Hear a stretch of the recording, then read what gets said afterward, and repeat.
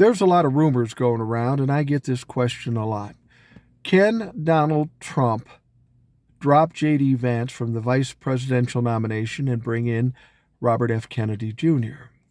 Now, a lot of people don't know how to answer that. Well, I don't know. I'm not sure. The answer is yes, he can do that.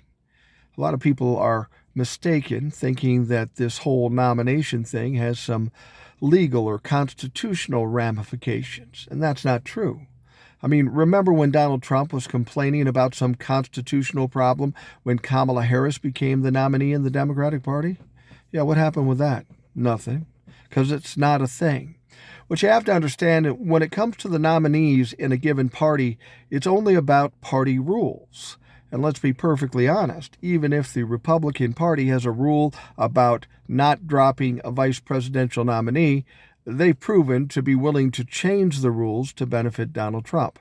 So can he drop J.D. Vance and put in RFK Jr.? Sure he can. Question is, will he? Well, he might. It would be a dumb idea, but he might do it. He's flailing right now. He's got nothing that's catching traction, and he's got to come up with something to get attention. He thought getting RFK Jr.'s endorsement would be helpful, but clearly that's not the case. He thinks J.D. Vance is dragging him down, but the fact of the matter is it's Donald Trump himself that is dragging him down, but he always puts the blame on somebody else. So will he make that the October surprise? That's possible. What the fuck else does he have? Is it a good idea for him to do it? No, it's a horrible idea. But let's be honest, Donald Trump makes horrible ideas. That's his stock in trade, making dumb decisions, making emotional, reactionary decisions. And he might very well do that in October. Dump J.D. Vance, bring in RFK Jr. But here's the problem with that. If he drops J.D. Vance, that makes him look dumb. That makes him look weak. He hates that happening.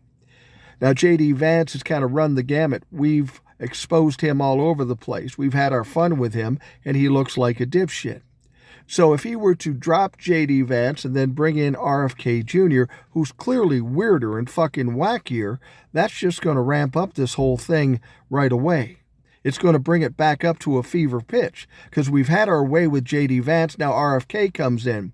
RFK has the same problem that Donald Trump has. Let that motherfucker talk and he will sink himself. So he drops J.D. Vance. J.D. Vance slinks away. RFK Jr. comes in, starts saying more crazy shit. They start digging things out from his past. And once again, the negative news is at the top of the newspaper.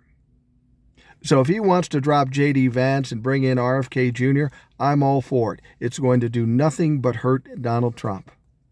Donald Trump will make the wrong decision almost every time, so is it possible he will drop J.D. Vance and bring in RFK Jr. in October or before? Yeah, I think it's a distinct possibility, because what else can he do?